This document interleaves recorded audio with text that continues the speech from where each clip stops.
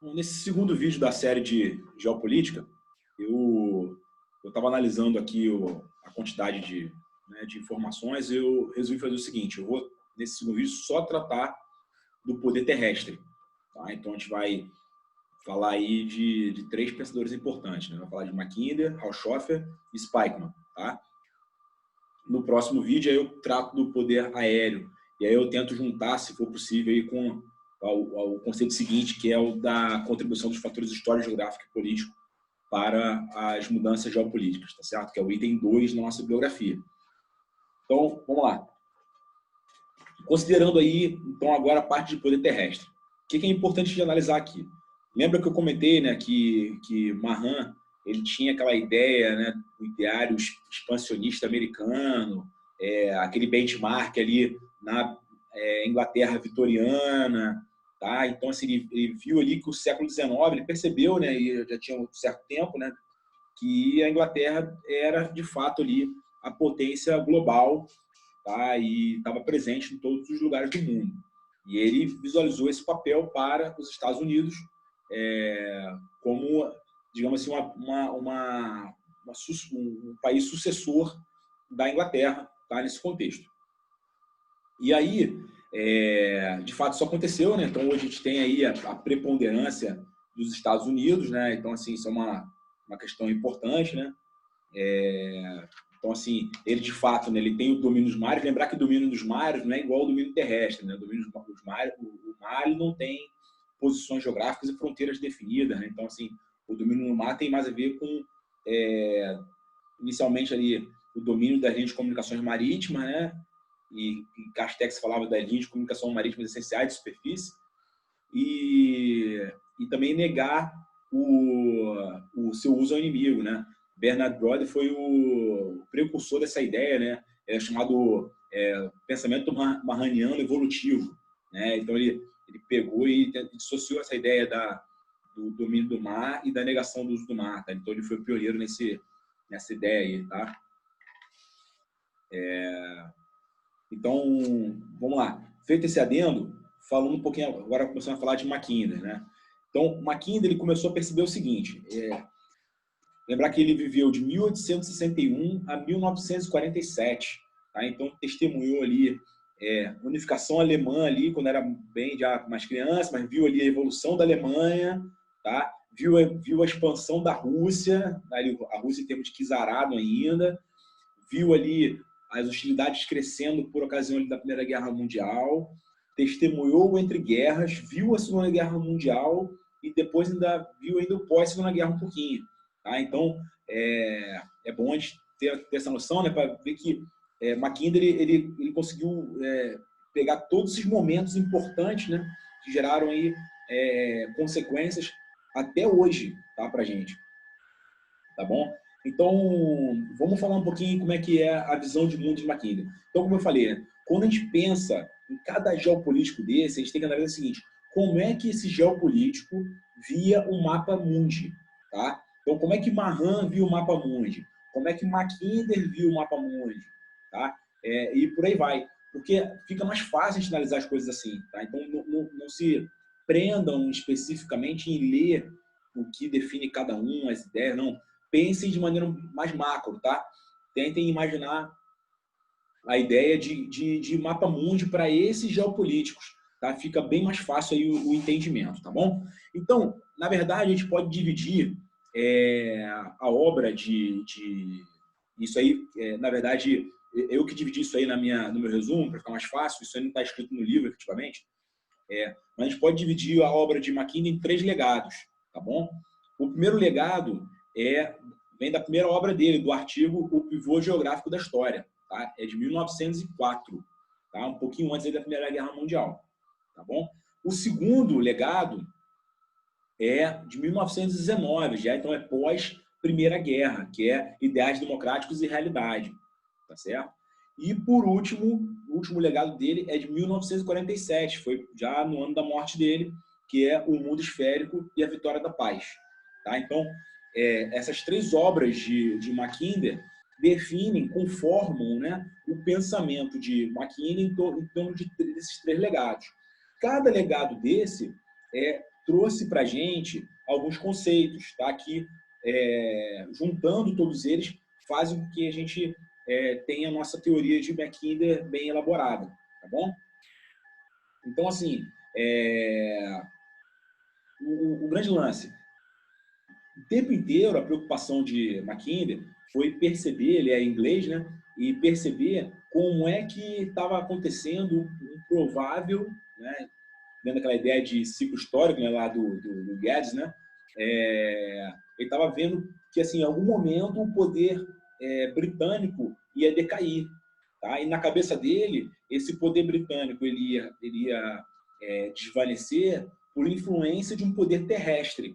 Então, todo o esforço, a energia de Mackinder foi voltada a tentar entender como é que seria a influência desse poder terrestre e como que ele suplantaria o poder naval a fim de dominar o mundo, tá certo? Então, essa, em suma, é a ideia dele, tá?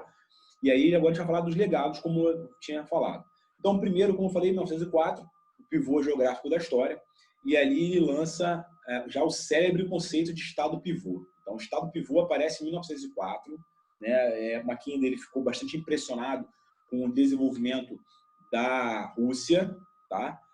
Ao longo da história. Ele analisou, né, o crescimento da Rússia, e aí ele percebeu, né, o potencial que a Rússia poderia ter, o espaço geográfico que a Rússia ocupava e o quanto que ela poderia, a partir daí, se expandir. Tá? Ele começou a perceber, né, que havia ali uma coisa bem interessante, né, porque na análise dele, 9/12 do mundo estava no mar, era mar. E aí, os restantes 3/12 a gente dividia, né? Então, 1/12 ali para o Novo Mundo, ali, né, na área da América, e 2/12 era ali no Velho Mundo, tá? Então, seria ali, basicamente, África, Europa e Ásia, tá certo? E aí, ele começou a trazer dali essas ideias, né, de como é que seria essa conformação das áreas geográficas. Então, a primeira coisa que apareceu para ele, em 1904, é área pivô, tá bom? E aí, junto com a área pivô, ele imaginou, né, os anéis interiores e exteriores, né, esse exterior também é chamado de insular, tá? Que estariam ali de maneira ali concêntrica, mais ou menos concêntrica, a área pivô, tá? Então, você teria a área pivô, o anel interior e o anel exterior, tá bom? Pegando todas as partes do mundo, tá bom? Nesse momento, ainda não existia o conceito de Heartland, tá? O conceito de Heartland só vai aparecer já no segundo legado, 1919, com o ideal democrático e realidade, tá bom? Então, vamos lá, vamos falar um pouquinho agora do primeiro legado de Mackinder, né? Então, vamos dissecar aqui. Área pivô, né? O que ele entende aqui? Pivô, essa área é o pivô da política mundial, que está centrada ali na Eurásia, ou seja, é meio que o centro da Eurásia ali, tá bom? Ela propicia, uma área que propicia, né, um desenvolvimento, né, assim, inigualável para aquela potência militar e econômica que está ali naquela área pivô, tá legal? E aí entra uma coisa interessante, né, porque essa área pivô, se a gente parar para analisar, ela está hoje ali, mais ou menos de acordo com Mackinder, né, na primeira obra dele, naquela área ali onde está a Rússia europeia, tá? Então, ali é uma área muito fria. Então, ele imaginava o seguinte, que a área pivô ela tinha uma constante aspiração de ir para o sul e chegar no Índico, tá? De forma que você tenha acesso a águas quentes, tá bom? Bom, a área do crescente interior ou marginal, tá? É uma massa que, na visão de Mackinder, é uma massa anfíbia circundante, tá? Circundante de quê? Circundante da área pivô, tá certo? Ela abrangia qual os países na época, né, nessa análise, né? Abrangia a Alemanha, a Áustria, a Turquia, Índia e China, tá legal? Ela seria, digamos assim, uma região de choque e, ao mesmo tempo, de união entre os poderes marítimos e terrestres, tá? E aí ele fala o seguinte, se você tivesse uma potência, né, uma potência mundial, que dominasse a área pivô e o crescente interior, né, ou marginal, ela seria uma potência imbatível. Tá? Então, esse é o ponto. é um ponto importante, tá bom? Seria imbatível. E aí entra naquela coisa que eu falei, né? Porque esse crescente aí marginal, né, o interior, é essa área onde acontecem os choques. Então, se o estado ali terrestre, né, da área pivô dominou, então ele já tem todas as condições de fazer aquela força de dentro para fora e expandir, dominando o poder marítimo, tá certo? Chegando até a terceira área que ele colocou, que é o crescente exterior ou insular, tá? Essa outra meia-lua, ela compreende ali já a parte da Inglaterra, Américas, tá? África do Sul, tá? Então, essa parte toda aí é o crescente exterior ou insular, tá bom? Algumas coisas que eu considerei aqui, que eu marquei, que acho que é interessante a gente citar aqui. Primeiro, na hora que o Mackinley faz o estudo dele, ele é o pioneiro, e que depois vai ver lá Toynbee, vai ver Huntington, sobre aquele estudo mais da parte civilizacional, né? Mas, na verdade, Mackinley foi o pioneiro no estudo das civilizações. Ele pegou, em termos de região, né, e estudou as civilizações. Então, ele considerou aqui, por exemplo, as civilizações budistas, né, com eixo na China, a civilização brahmana, né, com ênfase na Índia, a civilização muçulmana, que tinha ênfase no Oriente Médio, e a civilização cristã, tá, que está basicamente na Europa. Tá? E aí ele fez essa análise aí em termos de clima, né? Ele viu o que tinha de... ali uma área, por exemplo, da Índia é uma área de terra de monções, tá? Outra área é uma área desértica, tá? Então, ele fez essa análise de maneira bem pioneira, tá? Que até então ninguém tinha feito isso, tá bom? Ele colocou que o pivô da política mundial se encontra na área da Eurásia, tá? Que é, na visão de Mackinley, a Eurásia é o grande motor da história, tudo vem do leste, né? Que é inacessível a navios, tá? E pode ser coberta por extensas ferrovias, tal como existia na Rússia naquela época que ele escreveu, né? Essa primeira obra dele.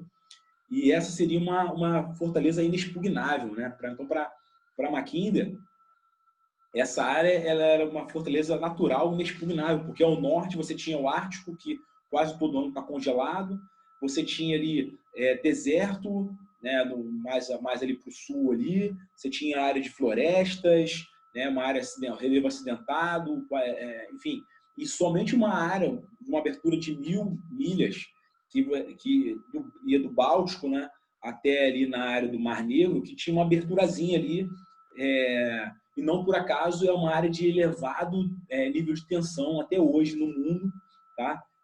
Porque aquela ali seria, na visão de Mackinley, um acesso para a área pivô, tá? Um dos parcos acessos que haveria para a área pivô, tá bom?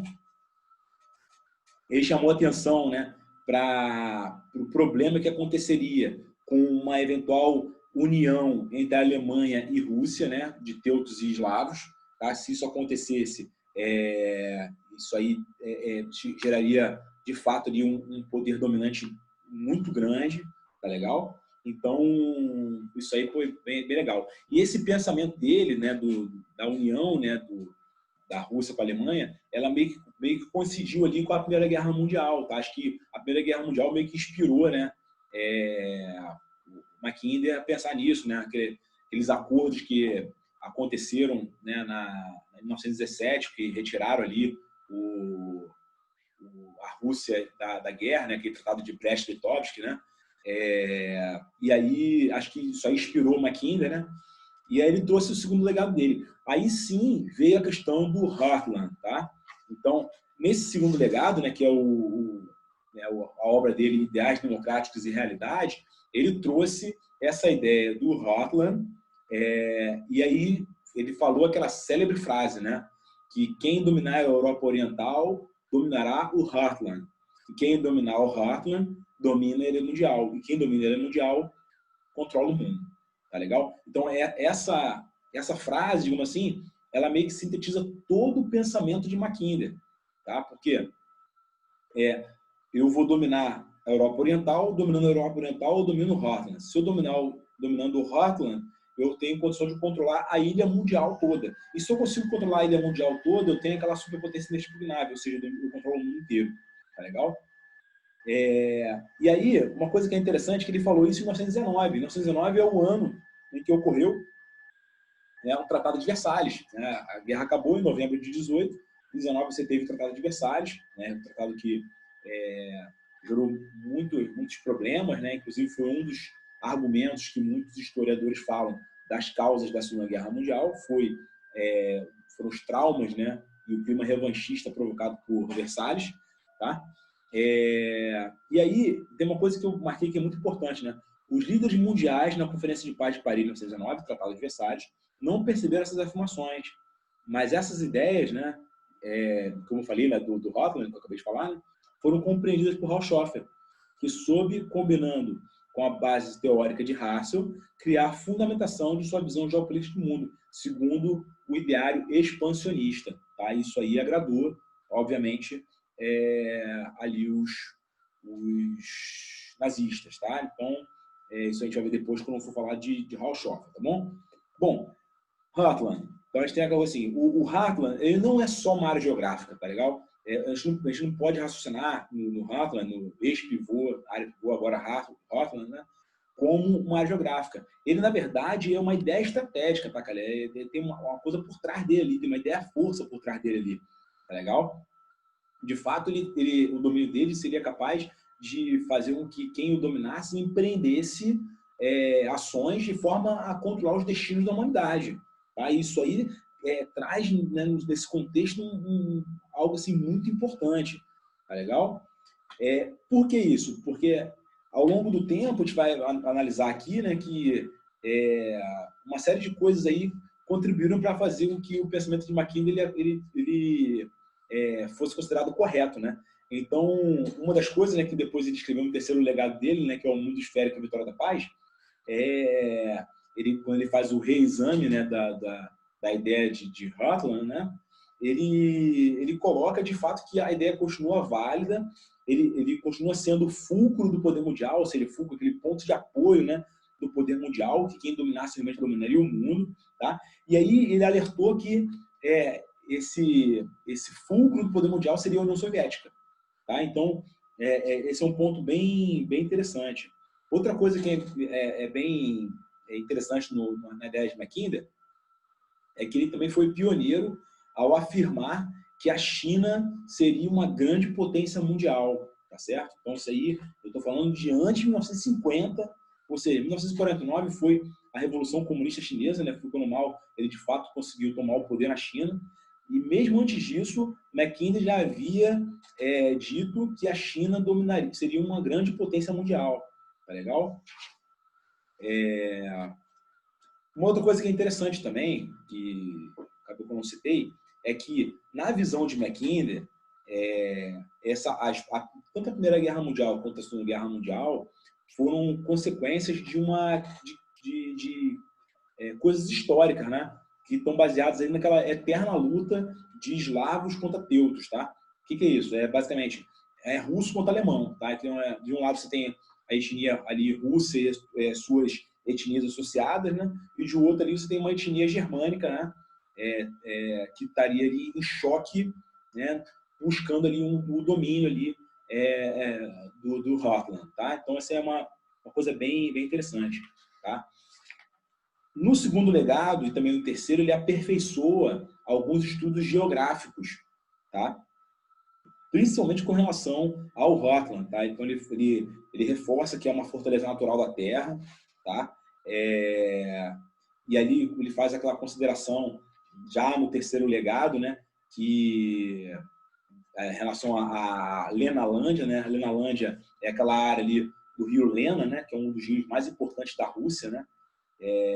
Fica ali na Sibéria, e é uma área que é dominada por florestas coníferas, frio intenso, muitos vales escarpados, tá? Então, a gente verifica, né, de fato aí, que essa área é uma área que vem assumindo importância geopolítica grande nos dias de hoje, né? A gente vê aí Putin falando de aumento do poder euroasiático e tal, então tá por aí essa ideia, tá?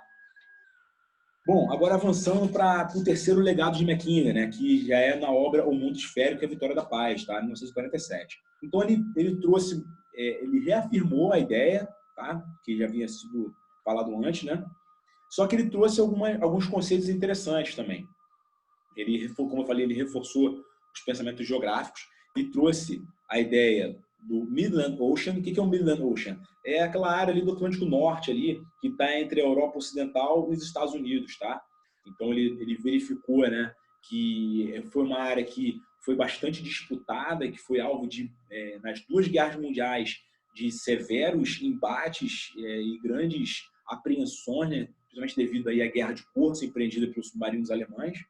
Tá? Então, ele colocou essa área aí e falou que é importante o domínio dessa área. Ele citou ali que esse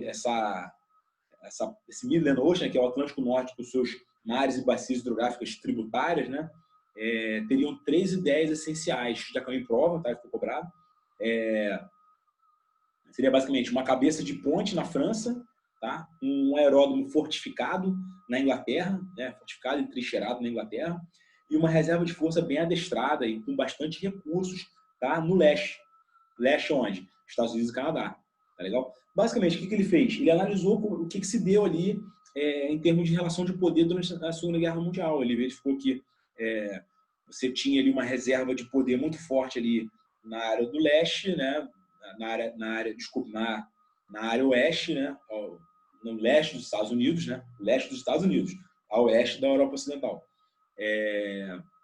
E ali seria uma área que ia fornecer os insumos, tá? Tanto de recursos humanos quanto materiais, para que você operando um aeródromo entrincheirado na Inglaterra, que é um país insular, e uma cabeça de ponte na França, você possa projetar poder na Europa Ocidental. Tá bom? Ele também considerou uma faixa semidesértica, tá? Que vai ali do Saara, pega ali o Oriente Médio e vai até o deserto de Gobi, na China. Tá bom? Considerou uma área de florestas tropicais, né, naquela área dos trópicos, né, você pega ali o mapa ali, considera ali os trópicos, então pega a área de florestas equatoriais ali da América do Sul, África, ali do Sudeste Asiático, tá bom? E também coloca a ideia de terras monsônicas, tá? Que seria basicamente ali a influência ali no subcontinente indiano, tá? Ele coloca ali a teoria do 1 bilhão, né? Que essa parte aí das terras monsônicas teria 1 bilhão de pessoas, na área de florestas tropicais 1 bilhão, tá? Que ia se contrapor a outro 1 bilhão no Midland Ocean. Então, também dessa ideia aí, tá? Essa questão do 1 bilhão de pessoas, tá bom? Eu também anotei aqui, né? Quanto ao poder militar dos Estados Unidos e Canadá, Mackinder observa que, como são países atlânticos, ao iniciar uma guerra terrestre, dependerão tanto de uma cabeça de ponte quanto de um aeródromo trincheirado para o emprego do poder anfíbio. Tá? Então, é bem associado ali com a ideia da Segunda Guerra Mundial, tá bom? Na conclusão dele, como eu havia dito, né? As duas guerras mundiais foram cenários históricos, né? De lutas de eslavos contra teutos, tá? E também isso já foi questão de prova. E na visão dele, as duas guerras mundiais poderiam ter sido evitadas se, de fato, tivesse sucesso um isolamento, né? Houvesse um cordão sanitário por meio de estados tampões, né? Entre eslavos e teutos, ou seja, entre a Alemanha e a Rússia, tá? Então, na visão dele, se isso acontecesse, de fato, haveria sucesso e não haver guerra, tá bom? Enfim, essa ideia que ele colocou, e na verdade ele já vinha propondo isso já desde cedo, inspirou o Tratado de Versalhes. Tá? Isso também foi questão de prova. Como é que se deu, né, o Tratado de Versalhes? Né? Então, assim, na verdade, a divisão atendeu a interesses nacionais dos vencedores. Tá? Não houve nenhuma preocupação com divisões étnico-culturais, ideológicas, nada disso. Tá? Então, na hora que o mundo foi dividido entre as potências vencedoras, não houve essa preocupação. Tá? Isso aí levou, na visão, né, da teoria de Mackinder, ao fracasso do cordão sanitário. Tá? Então, isso aí é uma coisa que é importante, né, a gente citar. Né? Isso foi perguntado aí. Tá? E aí, alguns indícios que foram colocados ali que levaram ao fracasso, né, do cordão sanitário, né? Então, basicamente, coisas bem assim, simples de você perceber olhando a história, né? Primeiro, a questão do próprio local de treinamento ali na União Soviética, né, de tropas da Alemanha. O aumento do poderio naval alemão ao longo da década de 30, principalmente depois de 1935 também, tá? Em que pese aí o previsto no Tratado de Versalhes, tá bom? A questão também da anexação da Áustria pelos alemães, a anexação dos Sudetos, né, que é aquela área ali da Tchecoslováquia também, tá? A questão também da invasão dos soviéticos à Finlândia, tá? Que eles não se conformam, eles acham que a Finlândia é parte do território russo, né? Parte do território ali, de influência russa, tá? Então, tudo isso aí mostra, né, que houve um fracasso nessa ideia do cordão sanitário, tá? A estabilidade gerada foi muito grande, então não houve como continuar com a ideia, tá bom? A gente vai falar mais sobre isso aí daqui a pouco, que agora eu vou começar a falar de Haushoff, então a gente vai começar a evoluir bem. Existe uma ligação bem interessante entre um e o outro aí, tá bom? Então, vamos lá.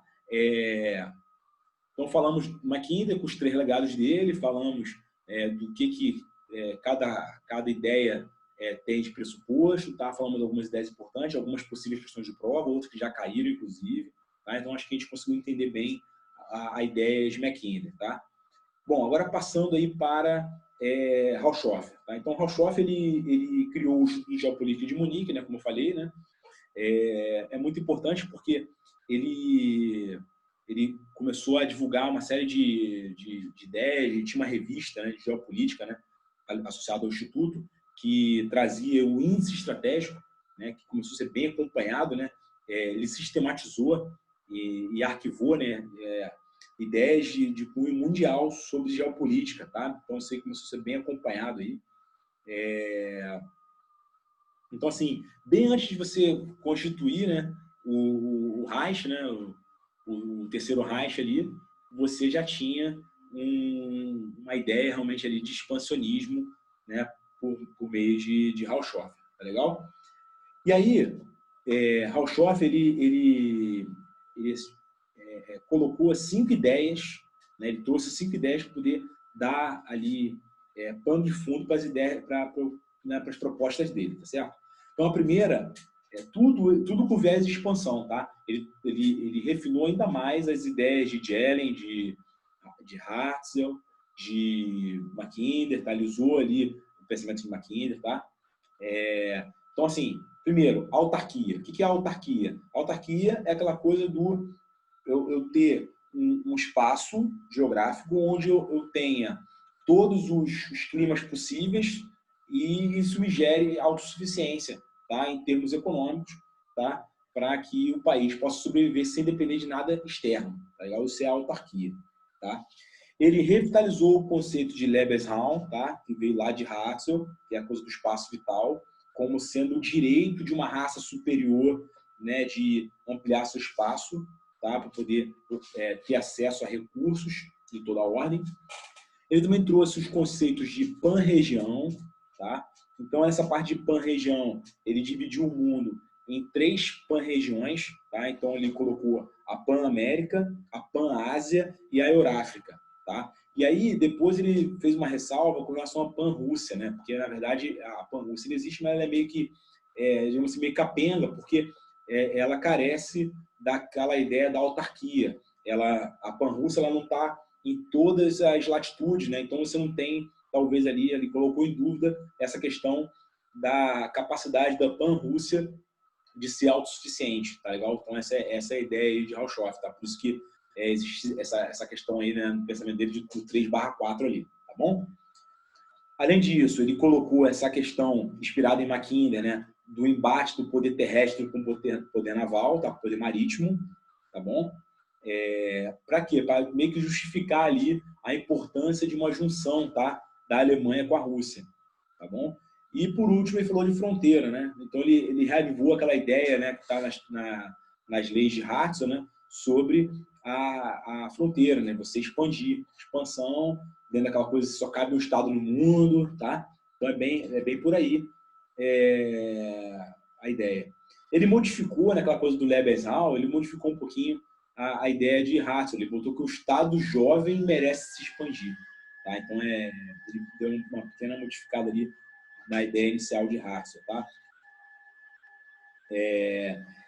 Enfim, ele considerou, então, que deveria haver um processo em fases, né, em 3 fases, onde você expandiria, né, por meio ali de uma união da Alemanha com a Rússia, né, dominando o Heartland. Dali você dominaria o crescente interior, e dali do crescente interior você partiria para dominar o mundo, ou seja, o crescente ali exterior, né, o insular. Tá legal? Isso aí bem associado às ideias de Mackinder, tá? Então, assim, tem alguns historiadores, isso aí gera um embate ali de historiadores, né, sobre o fato do acordo Ribbentrop-Molotov. Vocês lembram que o acordo Ribbentrop-Molotov foi aquele pacto de não agressão, né, germano-soviético, tá? Um pouquinho antes ali do início da Segunda Guerra Mundial. Tratou, por exemplo, da divisão da Polônia, tratou ali de algumas questões voltadas à invasão da Finlândia, enfim, uma série de coisas aí, tá? É basicamente um tratado de não agressão entre a Alemanha e a União Soviética. E aí alguns teóricos falam que o acordo Ribbentrop-Molotov foi meio que uma confirmação das ideias de Mackinder, apoiado em Haushofer, para fazer com que haja uma dominação do Heartland e daí o domínio do mundo. Só que outros refutam isso. São mais pragmáticos. Eles acreditam que, na verdade, o acordo Ribbentrop-Molotov foi apenas uma forma que Hitler imaginou de, inicialmente, não combater em 2 frentes, tá? Igual aconteceu na Primeira Guerra Mundial. Tá? Então, assim, ele imaginou o seguinte: primeiro ele derrotaria a Europa Ocidental, tá? Eliminaria todos os possíveis oponentes na Europa Ocidental, e depois ele avançaria, rasgando o acordo Ribbentrop-Molotov, e avançaria para a União Soviética. Tá certo? Ele considera, né, Haushofer considera que as bases do poder marítimo não são seguras, somente as bases terrestres elas conseguem, de fato, garantir o poder. Tá? E com isso, assim, ele, no final das contas, ele considerou que a derrota na Primeira Guerra Mundial foi só uma questão temporária, que, na verdade, no momento que eu empreendesse essa união ali no Heartland, eu, de fato, conseguiria vencer a guerra e vencer ali as potências ali que se associaram para derrotar a Alemanha. Tá legal? O próprio Haushofer refutou durante muito tempo essa ideia de que se aliou aos pensamentos de Hitler. Inclusive, ele argumenta que ele foi preso pelo Partido Nazista durante certo tempo, por causa de suas ideias. E, assim, ele nunca aceitou, de fato, aí, aquela questão de que as ideias deles alimentaram o pensamento nazista, tá bom? Então, fica só esse de curiosidade. Aí, por fim, para a gente encerrar essa parte de poder terrestre, eu queria tratar aqui de Spikeman, tá? Então, assim, como eu havia dito, né, o Spikeman, ao evoluir no pensamento geopolítico dele, ele, na verdade, tratou da geoestratégia estadunidense, tá? Que, na verdade, conformou todo ali os passos que foram dados pelos Estados Unidos em termos internacionais no pós-Segunda Guerra Mundial ali, durante o contexto ali da Guerra Fria. Tá legal? Bom, basicamente, né, o que Spikeman fez foi modificar, né, o tema central ali, o eixo ali da tese de Mackinder, tá? Por que ele fez isso? Se Mackinder ele considerava que quem controlasse o Heartland controlaria ali a Europa Oriental, quem controlasse a Europa Oriental controlaria o Heartland, quem controlasse o Heartland controlaria a Ilha Mundial, e quem controlasse a Ilha Mundial controlaria o mundo. Na verdade, ele não achou isso. Ele achou que, na verdade, o que era imprescindível para eu dominar o mundo era eu dominar ali o crescente interior do Mackinder, tá? Que ele batizou de Greenland, ou região das fringes, ou região de climas temperados.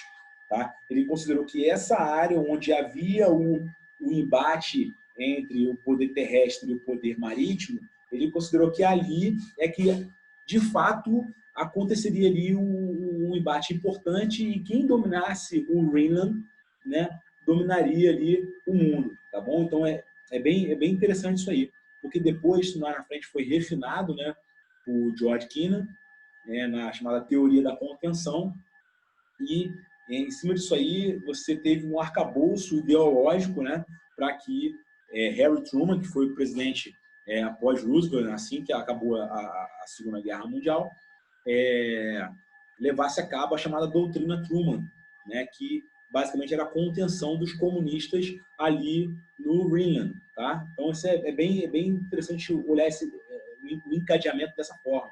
Então assim, se o Mackinder, o mapa de Mackinder era voltado ali para o Rutland, né? Então assim, eu tinha aquele eixo central ali em cima do Rutland, na região ali da Rússia, né?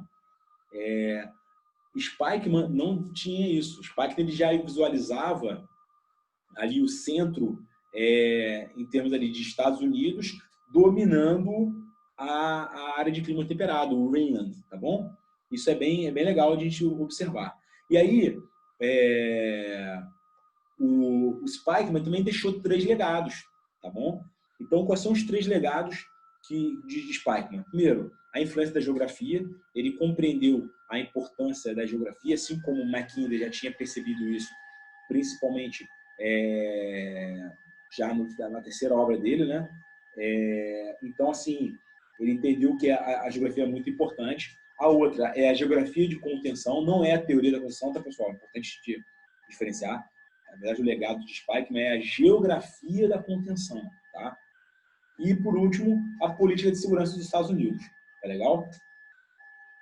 Assim como o Mackinder, ele alertou também de que a China seria também uma grande potência mundial, tá? Então, isso é uma coisa que é bem interessante, tá bom?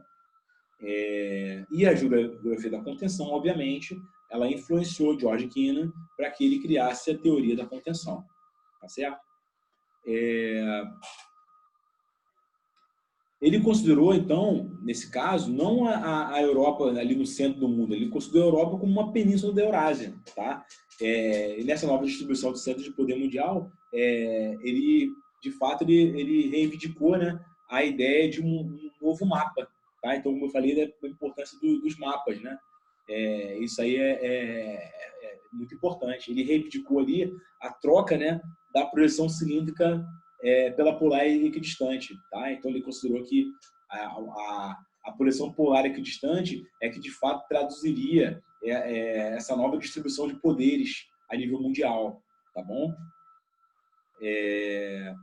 A afirmação de Spikeman, né? Somente observando os mapas das diversas projeções é possível obter o panorama geopolítico que se deduz da distribuição das massas terrestres sobre a superfície do globo, tá bom? Então, ele considera o mapa como um dos principais instrumentos de política exterior e afirma 2 aspectos que podem ser observados com relação à projeção polar. Tá? Primeiro aspecto, as relações existentes entre o continente norte-americano e as 2 frentes, tá? A Atlântica e a Pacífica, e do continente eurasiano, tá? Define as linhas principais da política mundial. E essa é a primeira ideia dele qual é? Você imagina o território dos Estados Unidos, né? Então você tem uma frente leste ali, com a face para o Atlântico, olhando ali a Eurásia sob a perspectiva ali da Europa Ocidental. E ao mesmo tempo você tinha uma frente no Pacífico que olhava a Eurásia sob uma perspectiva ali mais ali União Soviética ali na sua área mais ali oriental, né? E a China e o Japão. Tá? Então é bem interessante olhar por essa perspectiva aí, tá? E o hemisfério ocidental e a massa continental da Eurásia confrontam-se no Ártico, no Atlântico e no Pacífico, ou seja, as áreas onde há confrontação, tá, entre uma e outra, tá bom? Onde possivelmente ele imaginou que haveria ali os embates, tá certo? Ele também considerou a importância do poder aéreo, tá? Porque em cima de grandes distâncias o poder aéreo ele poderia fazer a diferença, tá? Então essa é uma coisa bem interessante, tá? Então assim, as lutas pelo poder no hemisfério oriental foram sempre consequências das relações entre o Rutland e o Greenland na distribuição do poder no Greenland, tá certo?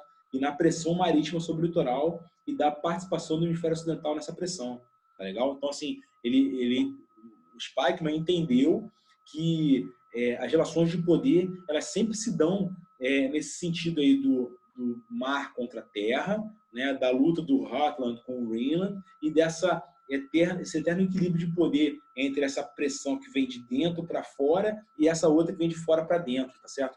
E seria vitorioso quem vencesse esse embate de um com o outro. Em última análise, seria essa ideia aí da bipolaridade dos Estados Unidos e da União Soviética. Tá? Então, é bom te olhar por essa perspectiva aí. Tá bom? Então, assim, a possibilidade de cercar ou ser cercado depende dos potenciais do poder de ambos os mundos e da capacidade de integrar-se ou não, cada um deles, em uma só coalizão, tá? Em unidade. Tá legal? Então, é bom te olhar sobre essa perspectiva aí. Nos tempos de Spykman, a região mais interessante para os Estados Unidos era a área de contato entre o litoral da Eurásia e o cordão dos mares marginais que a cercam, sendo que a segurança dos Estados Unidos somente poderia ser preservada por uma política externa que impedisse na Eurásia o estabelecimento de um poder excessivamente influente. Tá bom? Então, desde cedo, a política americana ela se tornou bastante preocupada e muito sensível a todos os conflitos ou problemas que aconteciam nessa área aí, né, de clima mediterrâneo, né, na área do Greenland, tá bom? Então é bem bacana aí observar isso. E aí, para cada parte, né, para cada massa territorial, existia ali uma forma de olhar isso de maneira diferente. Tá? Então, a Europa ela chegava de um jeito, a Ásia de outro e o hemisfério ocidental de outro. Então, para isso, o que o Spykman fez? Ele deixou, né, algumas receitas, né, alguns fundamentos para a política de segurança nacional dos Estados Unidos, tá? E que, de fato, nortearam, né, a ideia de segurança nacional dos Estados Unidos ao longo da Guerra Fria.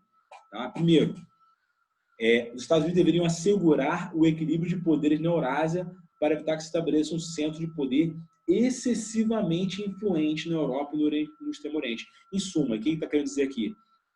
A gente não pode deixar que surja uma potência proeminente. Tem que fazer com que a Eurásia fique sempre em equilíbrio. Tá? O que eu preciso na Eurásia é estabilidade. Tá certo? Eu não quero nenhuma potência ali pipocando ali como saindo em relação às outras ali, que possa gerar alguma influência para mim, desbalanceando o poder mundial, tá certo? A outra é manter indiscutível hegemonia no hemisfério ocidental. Então, a gente via aquela coisa do América para os americanos, né? Aquela coisa da América Latina como quintal de casa ali dos Estados Unidos, né? Diversas teorias que falavam que a América Central e do Sul era meio que uma área de reserva dos Estados Unidos para insumos, mão de obra barata, aquela coisa toda. Vem dessa ideia aí, tá? De manter a hegemonia no hemisfério ocidental. E impedir o controle do Greenland pelos comunistas, tá bom? Então, nessa parte aqui do impedir o controle do Greenland pelos comunistas, é que vem, né, a gênese, né, a ideia da teoria da contenção. A gente vê, por exemplo, as pressões que os Estados Unidos fez em Turquia e Grécia, naquela época ali, que estava vendo ali o embate entre os países. A gente vê, por exemplo, a Guerra da Coreia, a gente vê a Guerra do Vietnã, o posicionamento americano com relação à crise do Suez, lá em 56, a criação da SEATO, tá? A criação da OTAN. Tá? Então, tudo isso aí foram movimentos, e isso pode ser perguntado em prova, né? Foram movimentos da política internacional, né, para o mundo dos Estados Unidos, que tinham sob o pano de fundo essa questão ali do Greenland, tá? De impedir que o Greenland fosse controlado pelos comunistas, tá certo? A gente via o tempo inteiro ali o americano ali evoluindo nisso, de uma forma mais clara ou menos clara. A gente via, por exemplo, a Guerra Fria para os Estados Unidos, ela percorreu 3 fases, né? Então ela percorreu uma fase inicial ali de excessiva bipolaridade, que foi até ali início da década de 1960. Depois a gente teve uma época chamada de detente, né, que foi uma época ali de estabilização, tá, que foi ali quando Kennedy assumiu o poder até ali mais ou menos 1980. tá bom? Então, a gente teve ali um período de estabilização ali bem interessante, e depois a gente teve um outro período de recrudescimento da popularidade com o Ronald Reagan, né, com aquela iniciativa da estratégia de defesa, a Guerra nas Estrelas, né, e acabou sufocando ali a União Soviética, via Glasnost, a perestroika lá com o Gorbachev, e sufocou a União Soviética. Enquanto a União Soviética ela teve inicialmente ali uma ideia de projeção, né, da internacional socialista, né, o internacional socialismo ali espraiando para outras áreas, e depois uma lógica de contenção, tá? De equilíbrio de poder, né? A estratégia da contenção, tá bom? Então, é bem interessante analisar sobre a ótica soviética e a ótica americana, tá? Um e o outro aí, tá bom? Então, com isso, a gente encerra essa parte de poder terrestre. Tem muita informação, realmente, e para fazer aquele resumão ali, o que eu sugiro? Analisar o mapa mundi sobre o aspecto de cada um desses geopolíticos que a gente citou até agora, tá? E, especificamente, analisar ali uma contraposição entre Spykman e Mackinder, tá bom?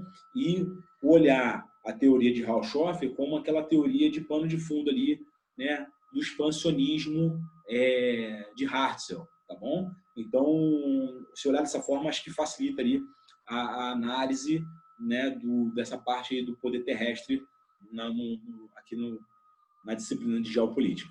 Tá? Então, no próximo vídeo, nossa intenção é a gente trabalhar a teoria do poder aéreo e também falar um pouquinho sobre a contribuição dos fatores histórico, geográfico e político para o conceito de geopolítica.